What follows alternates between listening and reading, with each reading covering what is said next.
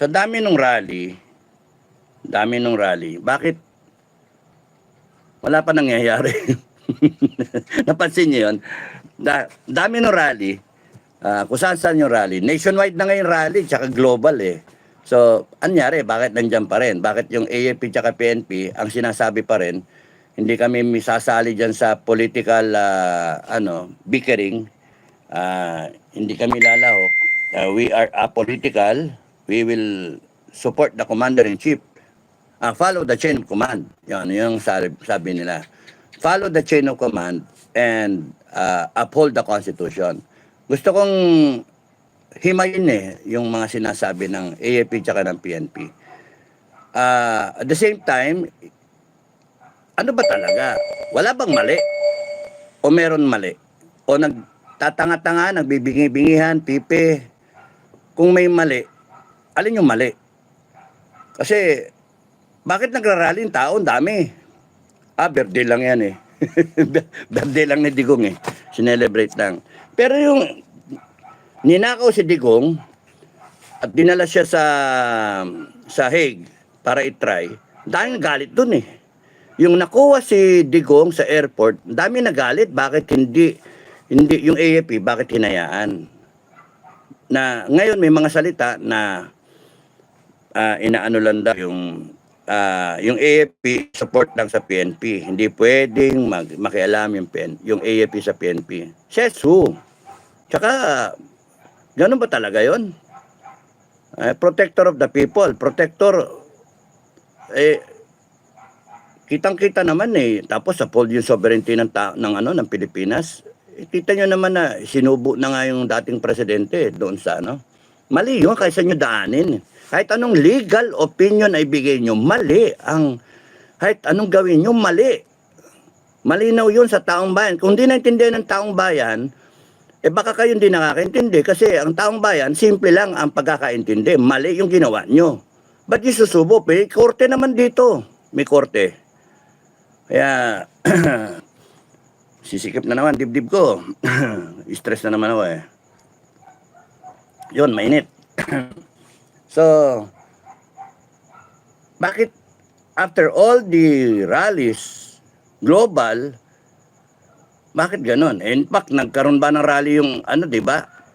May mga rally na may isog. Nakatayo pa rin si BBM. Matibay, di ba? Magaling. Clap. Tapos ngayon, nationwide, ang daming syudad, daming probinsya nag-rally. Sabay sa global rally. OFWs all over the world nag-rally. Pero wala pa rin. Ganun pa rin. So, ano yun? Ang daming nagrarally. Ang daming galit ng Pilipino. Galit sa administrasyon. Galit kay Secretary Anyo at kay Gibo na sinasabit, mga traitor kayo, mga ganon. At may mga nagsasabi, BBM resign, kayong mga nasa kabinete, resign, mga ganon. Galit na galit ang tao, galit kay Torre na siya nag-implement nung sa KOJC at nitong arrest kay Digong. Galit na galit kasi yung ginawa ni Torre, kahit anong gawin ninyong dahilan, hindi nyo pwedeng sabihin, you are just upholding the law. Lately, sabi ni Torre, sumusunod lang siya sa Commander-in-Chief. Kahit sinong police officer, sumusunod siya sa Commander-in-Chief. Okay, I'll take that. Nick, I'll take that. Na at least sinabi mo, ang mastermind, Commander-in-Chief. At least sinabi mo. Na ikaw, two-star, na yun talagang gagawin kasi sinusunod mo lang yung order. Okay. So, let me tell you, hanggang saan ba yung tinatawag nating chain of command? Sinabi ko nung previous vlog kung ang intindi ninyo, AFP at PNP, at ang sinasabi ninyo, you will follow the chain of command, hanggang saan yung chain of command? Hanggang presidente, kasi siya yung commander-in-chief. What if I tell you, the chain of command starts with the Filipino people, the sovereign Filipino people. At imbis na yung commander-in-chief, ang tawag sa commander-in-chief, siya yung presidente, commander-in-chief, dun susunod yung AFP at PNP. What if I tell you, sa akin na paniwala, ang chain of command nagsisimula sa taong bayan. Kasi doon nang galing yung pangkapangyarihan ng presidente. Yung kapangyarihan na executive, legislative, judicial, lahat galing sa taong bayan. Yung kapangyarihan ng tuwadcom na duro-duro, contempt, ganon, lakas ng boses ko, ay nanggaling sa taong bayan. Yung pag-imbita nila, yung pagsweldo sa kanila, yung pag-allocate ng budget, lahat yan galing sa taong bayan. All power, authority emanates from the Filipino people. Sangayon sa konstitusyon. Ayan ang sinasabi nyo, uphold the Constitution. Merong illogical do sa inyong paniniwala. O may kakulangan sa inyong paniniwala. Kasi akin ang paniniwala ko, pare-pares naman tayo pinanggalingan eh. Ang paniniwala ko, ang may tinatawag na commander-in-chief, may tinatawag na supreme commander, may tinatawag na sovereign commander. Yun yung taong bayan. Kasi doon galing lahat eh. Sa atin galing lahat yung power. Kaya dapat yung chain of command nagsisimula sa taong bayan. Pangalawa lang, yung presidente. Pangalawa lang yan. Kasi the supreme commander is the republic, the people of the republic, Filipino people, the sovereign people, therefore, ergo, sila ang sovereign commander. Kung tatawagin, if I can think of a better name, I would call them a better name. Pero right now, ang pumapasok sa isipan ko, logically, ang chain of command nagsisimula sa taong bayan. And I call them taong bayan. We call ourselves the supreme commander, the sovereign commander. And we have given the power. Pinasa lang namin, pinahiram namin, but not relinquishing that power. No? That power, pinahiram lang natin sa presidente so we can take it anytime if we want to. Either by elections, or by impeachment, or by people power. Tanggalin mo. BBM, terminated ka. Ganon. Ganon kalakas ang power ng tao. Tignan niyo yung mga kumpanya, government o kaya mga private sector. The power is not only dun sa presidente, sikat-sikat si presidente ng isang kumpanya, McDonald's o kaya Jollibee, Chowking, ganun ba? O Mercury Drug o whatever, Ayala, SM, may presidente, may chief executive officer. Tayo may chief executive, presidente ng Pilipinas. Pero yung power niya nanggagaling sa board of directors na siyang nag-hire sa kanya. When you see a president of any company, any corporate entity na tarantado, gago, misrepresentation, na may mera, kinanakawan ang kumpanya, tinatanong niya, what time is it? Doon sa sekretary niya, what time is it? O, tinatanong. Natanong, sesante, tanggal siya. Imbestigan, tanggal siya. Kung ayaw sumagot sa query ng board of directors, tanggal siya. Because the board of directors ang may-ari ng kumpanya. Sila ang nagpapatakbo ng kumpanya. Sino ang may-ari ng Pilipinas? Taong bayan. Tayo ang dapat may concern sa buong activities sa Pilipinas, yung future niya, yung nangyayari na management sa lahat, kay judicial yan, kay executive yan, kay legislative yan. We are concerned sa nangyayari sa Pilipinas. We should always be concerned. And right now, the Filipino people is waking up. Ba't nagkakaganyan tayo? Yung salita ng mga OFW, ba't tayo nagkaganito? Ano nangyari sa Pilipinas? Dati-dati, nung iniwanan ni Digong, taas do tayo, ngayon nakayuko tayo. Tignan yung mga pulis, nakasama doon sa pag-implement ng arrest na yan. Ano nangyari? Nakayuko, hiyang-hiya sila. Sir, alam nyo pag-ikot ng gulong, mga iho, lahat kayo, discharge service. Masusunod, lahat kayo discharged from the service. From the general down the line, na lahat kayo na involved dun sa surrender kay Duterte.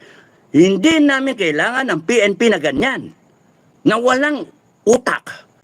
Sasabihin nyo, sunod-sunuran lang kami. Ginagawa lang namin, sumusunod lang kami. Hindi pwede yung ganun.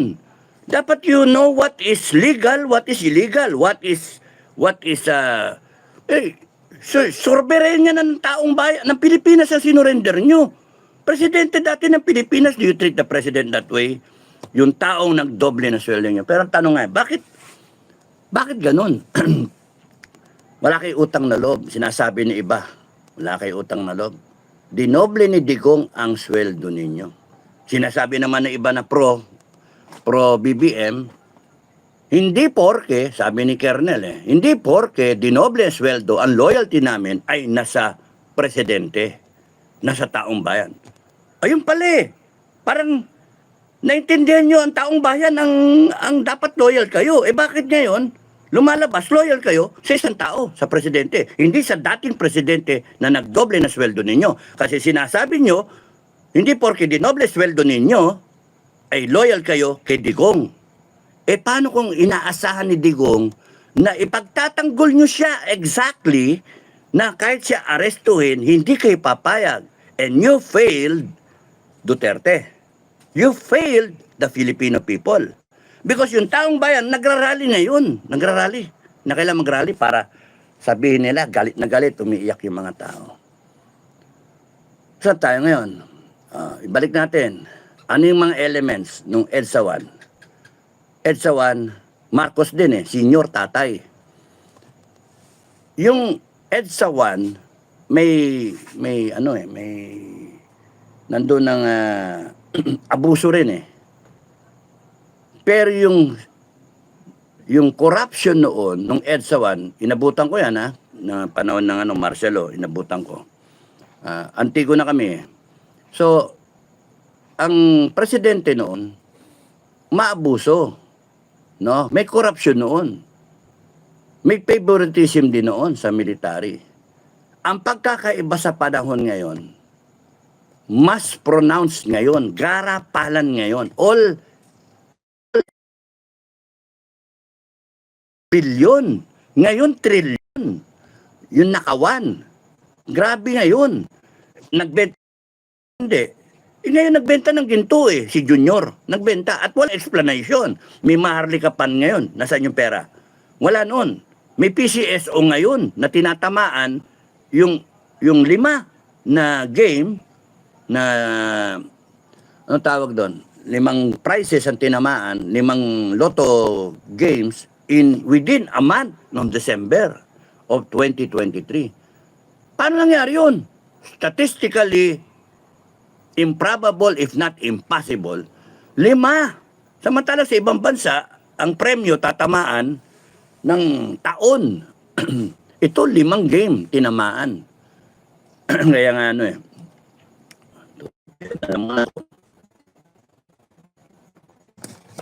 So ngayon sa military, bida reservist, mga vanguard. Ngayon ang bida mga PMayor, no? Pero ang pagkakaiba noon barya ang bigayan. Ngayon ewan ko, hindi ko alam kung magkano bigayan. Sir, magkano ba? Mga sir, magkano ba? Mga iyo, magkano ba? Kasi, kung titignan mo, hindi gumagalaw dahil sa yung dapat gagalaw, busog Busog. Sila dapat yung inaasahan, yung mga general. Pero wala Uy, bakit yung 17 general pumunta doon kay speaker? Bakit si general ganito tinawagan tapos noon? May pinangako sa kanya. Yung isang general, ganun din. Lieutenant General, ganun din. Yung isang general, we will support you. Kaya kung titignan ninyo, mga kababayan, wala kayong aasahan. Kaya kahit anong rally gawin nyo, walang mangyayari. Kasi nga, yung inaasahan ninyo na magwi-withdrawal of support, wala.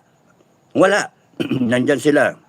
Kung titingnan nyo style EDSA 2, nag-withdraw ng support si General Reyes tsaka si then General Lacson. Buo yan, nag-withdraw of support.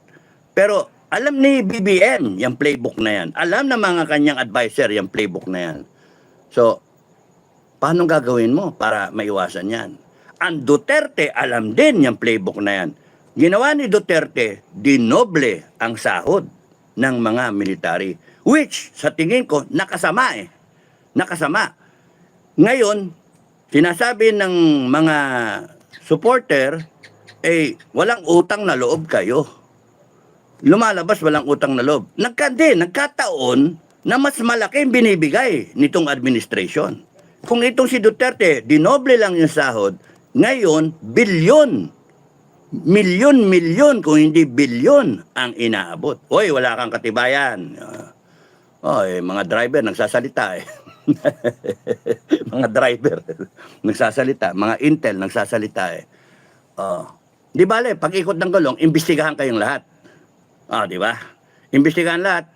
Babangga lang yung statement of assets and liabilities ninyo versus yung actual assets ninyo. At kung nakapangalan hanggang sa kabit, hanggang sa third consanguinity ninyo, malalaman yan. Malalaman yan. We have records and we will find out kung kayo talaga nakinabang.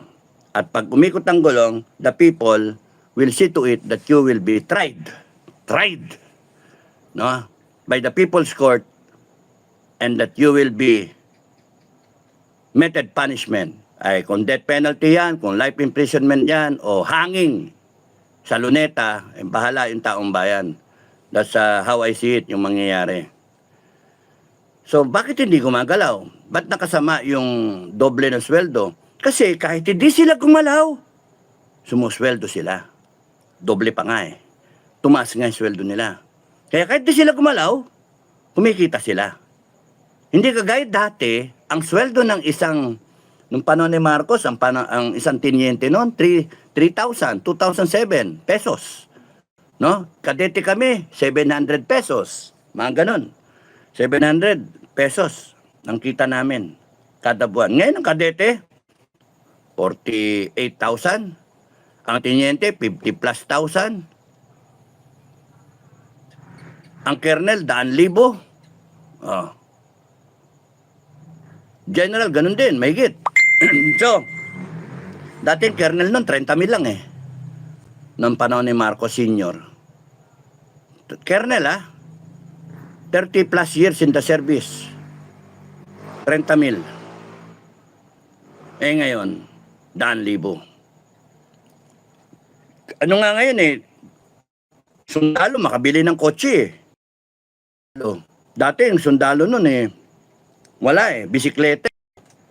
Dati tinyente, owner type jeep, tuwan-tuwa Pero ngayon, naka-pick up pa, naka-SUV pa. Diba? Yun ang binigay ni Duterte. Nakasama Kasi nga, kumikita naman kayo, kahit wala kayong gawin, masaya kayo. Ngayon, utang na loob. Kaya ng utang loob. Pero yung sa sinasabi ninyo kasi, ng loyalty ninyo is not to the president. Huwag sanang double standard.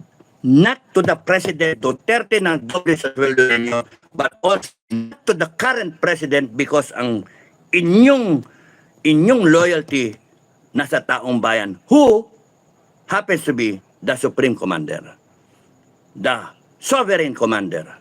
All power and authority emanating from the Supreme Commander, the Sovereign Commander, ng taong bayan ng Pilipinas, majority of the Filipino people in a democracy. So, yung presidente, ano pong taong lahat ang gagalaw niyan? Yung sweldo mo, General Torre, galing yan sa taong bayan. Binubuno lahat. Yung ginagamit ninyong mga modernization, ang utang ng na loob ninyo nasa Congress. Yung nagdoble, yung ginawang 350 yung inyong kain. Congress, hindi. Taong bayan. Hindi nila pera yan. Pera yan ng taong bayan. Pera yan na Republika ng Pilipinas. Sila lang ang nag-allocate ng pera. Sila lang. Pero taong bayan ang bumubuno ng pera. OFW, farmers, fishermen, lahat, drivers, na kasi may VAT eh. May remittances. Kaya nga, something's wrong. Nakasama kasi laki eh. Laki yung paki. So, paano ngayon yan? Rally, rally, rally. Tatawanan lang kayo ni BBM. Tatawanan lang tayo. Bakit? Mag-rally kayo. Wala naman nangyari. Papagurin lang ang tao and that is the key of this administration. Rally, rally, rally. Wear you down. Pagurin kayo. Ubusin ang pera ninyo kasi voluntary yung rally o kung may nagsusupport sa rally, labas-labas ang pera. Pero at the end of the day, nakatupo pa rin sa Malacanang. Ang sinasabi ko lagi, hindi si Bongbong eh. Si Bongbong eto, presidente. Dalawa yung poste. AFP-PNP. Kaya yan matapang. Kaya sila siga. Nandyan ang AFP at PNP nagsusuporta. Nung panahon ni Marcos, busog yung mga general. Pero barya-barya lang. Ang mga negosyante yung busog noon. Ngayon lahat busog eh. Binusog nila. Kinuha yung pera at magkano kailangan mo? Bungko na. Magkano kailangan mo? Bungko na. Lahat binayaran. Kaya nakikita ninyo, lahat ng agency corrupted. Lahat ng mga player, lahat ng may critical na posisyon, bayad sila. Kaya wala kayong aasahan, mga kababayan, sa sitwasyon natin ngayon. Tapos, meron pang mga grupo na mahirap, parang, saan ba kayo kakampi? Saan kayo kakampi? Parang, ano eh, gusto nyo pang pagurin yung tao eh. Rally dito, rally doon. Huwag nyo isipin, pasukin yung Malacanang. Huwag nyo isipin na punta kayo ng Menjola, tapos nun, lusubin nyo si Bongbong, tanggalin nyo physically, papatayin kayo ng PSG. They are obligated to defend the President and the First Family. Defend Malacanang premises. Labasan kayo ng tangke. Kaya wag na wag kayong mag-iisip ng ganun. Sasayangin nyo yung buhay ng mga kababayan natin. That is not the way. Kawawa. Tingnan yung dekada nating history. Dekada. Ilan yung nagrally sa Menjola? Lahat umuwi. May patay o kaya may sugatan, umiiyak. Gusto nyo mangyari ulit yun? Pagurin nyo yung tao. Kung gusto nyo gawin yun, mauna kayo, sarap kayo. Para pagka nagkaputukan, kayo munang tamaan, hindi yung tao. Organizer. Wala. Paano nangyari yun? May sinusunod yung mga tao eh. May sinusunod ng mga tao, tapos yung organizer, wala. Ano yan? Kaya nga, hindi ako sumasali sa ganyan dahil sa nakikita kong walang end scenario, end result. What is the end result? Kung papagurin nyo ng tao, walang mangyayari. Gumagastos ang tao ng sarili nilang pera. Nahirapan sila eh. And then what? Wala eh. Kaya nga tama yung one time, big time. Tama yung isang lugar lang. Kita nyo nga yung iglesia, yung INC is ang dami nun eh, isang lugar eh. Meron pang nationwide sila eh. Pero walang BBM resign eh. So, saan tayo papunta mga kababayan? You are being drained of energy, napapagod kayo, saan tayo papunta? Anong strategy nila? Pagurin lang tayo. Magkawatak-watak tayo. Sirain nila yung we the sovereign Filipino people. Through SOCMED, through trolls, through mainstream media, ibang binabalita, fake news, away-away, some bloggers making a killing sa mga views, sa mga content. Yan na, live, ganon. Na hindi man lang tawagin yung kanilang mga follower. Iba lang, di lahat. Kawawa tayo, pagka ganyan. Kawawa tayo. So, EDSA 1. Ano meron ng EDSA 1? So, si Marcos Sr., nagsimula yung ano niya na mag-anuhan, yung pinatay si Ninoy, di ba? Si Ninoy may heart problem yun eh. Parang ano, tas umuwi siya, pinilit niya umuwi in spite of sinasabi na may threat sa buhay niya, papatayin siya. And then pinlanuhan, then patay. Ano? Ayun, nagsimula. But that was 1983. I remember because we were on test mission. Sometime August nung pinatay siya. If I remember right, no? Test mission kami sa Abra, Ngayon Valley, ganun. Sa norte, Ifugao. And the downfall happened in 1986, 3 taon after. Ang pagkakaiba sa ngayon, so si Duterte nasa abroad sa Netherlands, at pagka pinauwi yan, and then something happens, God forbid, something happens, hindi aabuti ng 3 taon, instant yan. Magrarally talagang tao, so sobrang galit. Mag-declare ang tao ng revolusyon. Ganun na mangyayari siguro dyan. Sa sobrang galit. Kasi ang pinag-usapan mo dyan, ang dami ng supporter ni Tatay Digong. About 90%. Ang dami nun, 90%. Maglabasan yan, miyak. Something happens to him. So, that's not the right way to go. BBM, that's not the right way to go. So, paano? Nung panahon ni Marcos Sr. noon, merong RAM. No? RAM, tatandaan nyo, sila Honasan. Idealistic officers at that time who were concerned na RAM, kaya pangalan RAM, Reform the Armed Forces Movement. Okay. Ngayon, walang RAM. Nung after nung kay Marcos, may Cory pa, nung Cory time, panay sunod-sunod na ko, meron pang YOU, Young Officers Union. Ngayon, walang YOU. Young Officers, wala. Walang ano. May, nung time namin, may YOU, tapos nung Makati Siege, noong 1989 ko, may SFP. Sierra Foxtrot Papa, Soldiers of the Filipino People. So, nakasulat sa mga tangke noon na na-commander nila, nakuha nila, RAM, SFP, YOU. O RAM, YOU, SFP, Soldiers of the Filipino People. So anong nangyayari ngayon? Wala nun ngayon. Walang RAM, walang idealistic na mga officers gaya ng mga Class 71 noon. Nila Honasan at that time, Colonel Gringo Honasan, Lieutenant Colonel at that time, mga klase niya, panay mga astig na mga grupo, 71, 72, 73, officers who were willing to put themselves on the line, their careers on the line, tumayo sila. Kasi yung generals ayaw tumayo. Bakit? Busog.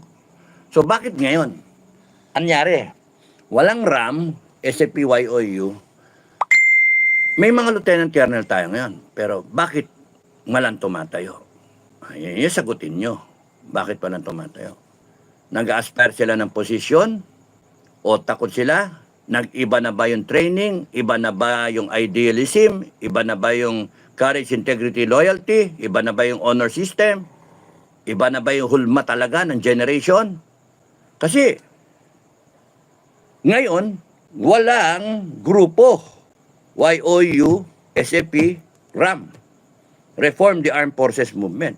Ngayon, mas kailangan ng RAM. Reform the Armed Forces Movement.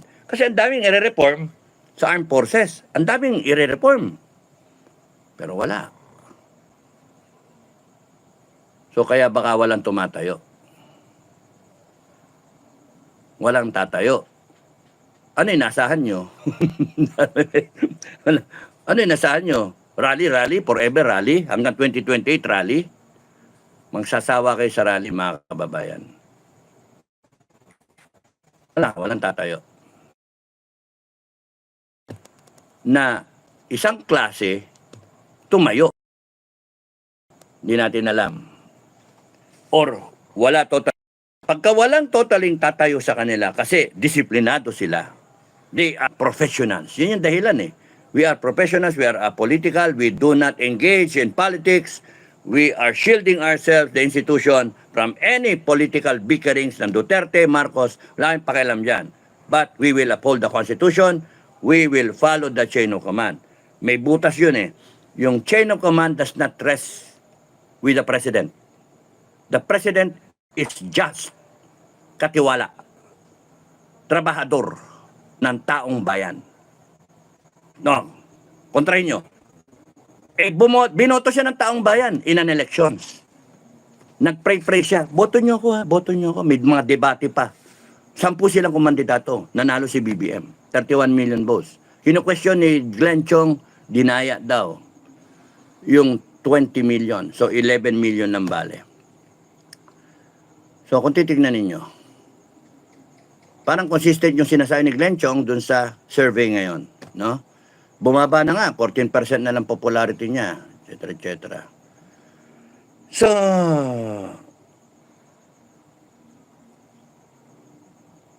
ang chain of command nagsisimula sa taong bayan. Tama? Because yung taong bayan ang pinagmumulan ng lahat ng authority and power. The authority of the President to command the entire armed forces and the PNP. Because he's the commander-in-chief. The authority of the President to manage the whole country, all agencies of government. The President has that power. The authority of the President, if need be, declare martial law, came from the people. Hindi inherent sa kanya. Bongbong Marcos, as a civilian, na talunan na Vice President, walang power to declare martial law, to run the AFP, to run the government.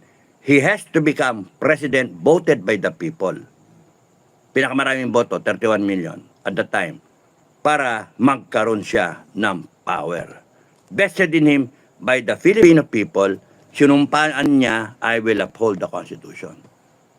Maliwanag, taong bayan, pinanggalingan ng power. Therefore, taong bayan, sa chain of command, mga AFP-PNP, makinig kayo, taong bayan, ang punot dulo ng chain of command, the sovereign commander, ang taong bayan. Commander-in-chief, ang presidente.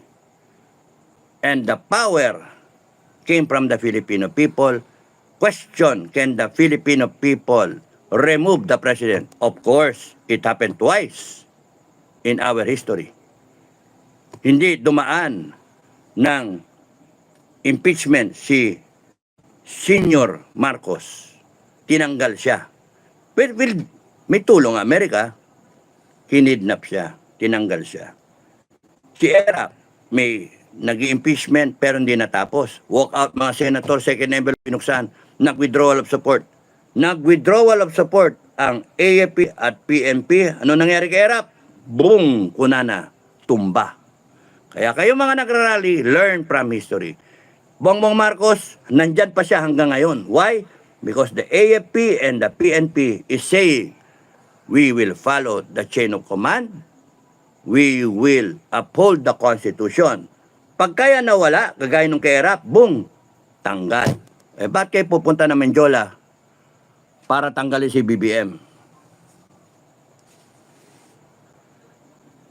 Mas maganda pa, mga kababayan, ipakita nyo sa AFP at PNP kung sino ang boss talaga. Because yung sinasabi na we will uphold the Constitution, teka muna, anong uphold the Constitution? You have seen the brazen, continuous violation of the Constitution. Nakikita natin lahat. And yet, they're not doing anything. Specific example, yung nangyari do sa Villamor Air Base. Ang argumento doon, hospital. Una, yung veracity nung arrest. No? Bakit? Dadalhin nyo sa ICC, may korte dito nyo pailan ng kaso. So may question. Bakit ibibigay nyo, isusuko ninyo yung sovereignty ng tao, yung rights ni Duterte, uphold the Constitution, ha? Sinasabi nyo, ha? Pero yung due process of law, yung A person is presumed innocent until proven otherwise in a court of law. Whose court of law? ICC? No. Philippine Court. Kaya sinasabi naman ni Duterte, pailan niyo ko na kaso eh. Harapin ko sa korte ng Pilipinas. Sa harap ng Philippine judge. Anong ginawa ng Marcos? Sinubo siya doon. Anong ginawa ng AFP? Bye-bye. Anak ng toko, ayan.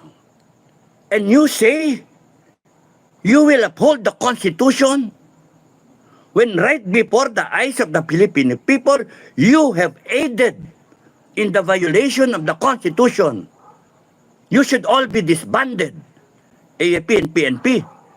PNP, ini-implement yung mali na yan.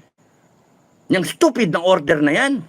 Na sinasabi ngayon ni Torre na even a two-star general, mag-aano ka, susunod ka sa order na kahit yung order ay may questionable, susundin mo kasi sumusunod ka lang. Hili ka na eh. Tulog yung aking security. O, yun yung ano. So, dapat yung AFP, PNP, masinda kayo. Because yung taong bayan, nagre-reklamo na, sirang-sira kayo sa taong bayan. Sirang-sira kayo. Ano nangyari noon? Hindi nasira ang AFP at PNP. Sorry.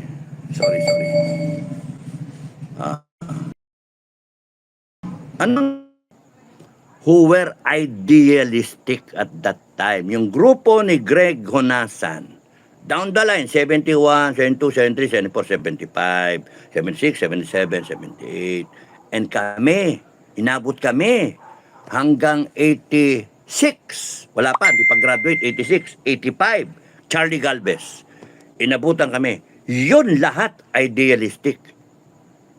Kung masasabi ninyo ang inambisyon ng RAM is para ma-secure yung kanilang future as generals. Kasi ang nagiging general ay panay, vanguards, mga reservists. Kasi doon nagtitiwala si Marcos Sr. Ang mga second best ay mga PMAer. At that time, class 57, nandun yung bossing namin at the time. Head of the Ranger Regiment. And also J3 at the time. Sa TV nga nandun siya. No? Nandun si General Patol na aking nakalaban. So, at that time, pagkasasabihin nyo na they were only after yung securing their future on the guise of reforming the armed forces movement, that's false. They were there because they were idealistic. Something was really wrong with the armed forces and something has to be done about it. Mababala, combat pay, 120 lang eh. Mamatay ka sabi na nanay ko anak, wag ka nang pumunta sa gera. No? Ito 300. Bumili ka ng anong gusto mong bilhin. 120 lang ang buhay mo, isang buwan. Tapos binibigyan ng 300. Tapos yung sweldo mo, inaabot ko yung sweldo ko sa nanay ko. Meron na ako sweldo, abot ko sa'yo. Sabi sa akin, itago mo na yan, kulang pa sa'yo yan eh. Ano mabibili mo dyan sa 2.7 mo sweldo? Sabi ko, hindi naman yung pera it is the thought, sabi ko, na binibigay ko sa unang sweldo, tuwan-tuwa ako, sumusweldo na ako Bira, ngayon, magkano sweldo ngayon? Wow, 48,000, 52,000, Diyos mo. Di ba? So, dinoble ni Duterte, he was expecting that you will uphold the Constitution as professionals, but you did not. You aided in the violation of the Constitution. Kahit anong pagtalo, no? Wala kayo, semplang. Uphold the Constitution. Ano yung ginagawa ngayon? Hindi lang yun. Hindi lang yung kay Duterte. Pati yung sa gold, pati yung sa pera, pati lahat. Continuous violation. OJC, yung ginawa kay Buloy, kay ginawa doon kay Bantag, yung kay Tebes, lahat yan. They should be presumed innocent until proven guilty in a court of law. Pero anong ginagawa ng mga to? You are aiding the current administration to violate the Constitution, wherein kayo mismo nagsasabi, nangako kami, we will uphold the Constitution. What a fallacy. What an irony. And we, the people, where all power emanates, we're paying you para masabotahe kami, para masabotahe ang bansa ninyo, na hindi nyo iniisip, pati pamilya ninyo, masasabotahe, animal. Kaya nga nakakainis kayo, nakaka-stress kayo eh. Ay, naku buhay ko.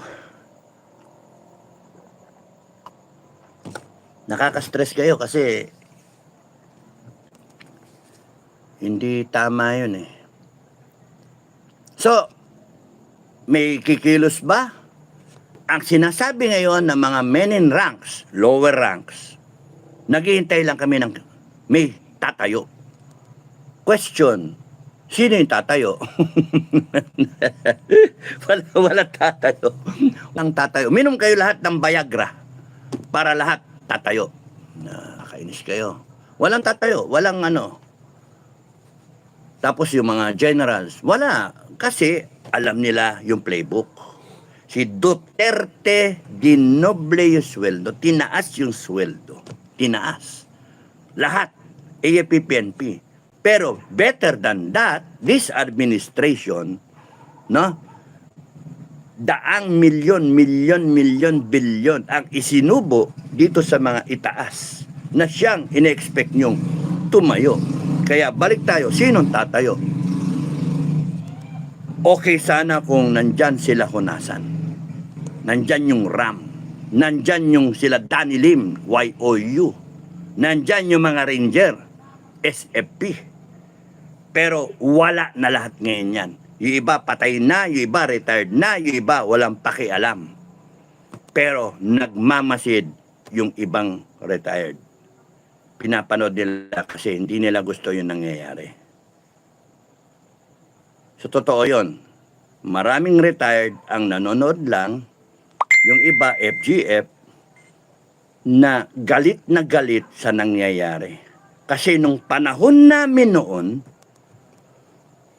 those were the days when officers and men of the uniformed services are willing to stand up and die for country and people. Wala na yon. Those were the days. Ngayon, bastusin pa eh. Mga matanda na kayo. Yung mga trolls, sasabihin pa nga, gurang ka na. No? Insultin pa eh. Bungal ka na, bungi ka na, may rayuma ka na, malapit ka na sa hukay. Mga PI kayo, mga ganun ba? Mamatay na lang kayo. Hintayin nyo lang, mamatay na kayo. Wala na kayong karapatan. We have every right, kaming mga retired, we have every right. And every right din ang mga Filipino people who wants to stand up for the truth, for justice, for freedom of expression.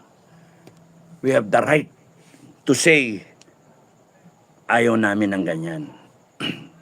Tatayo kami. Binabangga nyo kami. Kami yung kalabaw na umaararo ng lupa araw-araw. At yun nga mga kababayan, anong masasabi niyo sa balitang ito? Maaring ihayag ang inyong opinyon at kuro-kuro sa comment section sa ibaba. Huwag din kalimutang mag-like, mag-subscribe at mag-share sa bidyong ito. Maraming salamat sa panonood.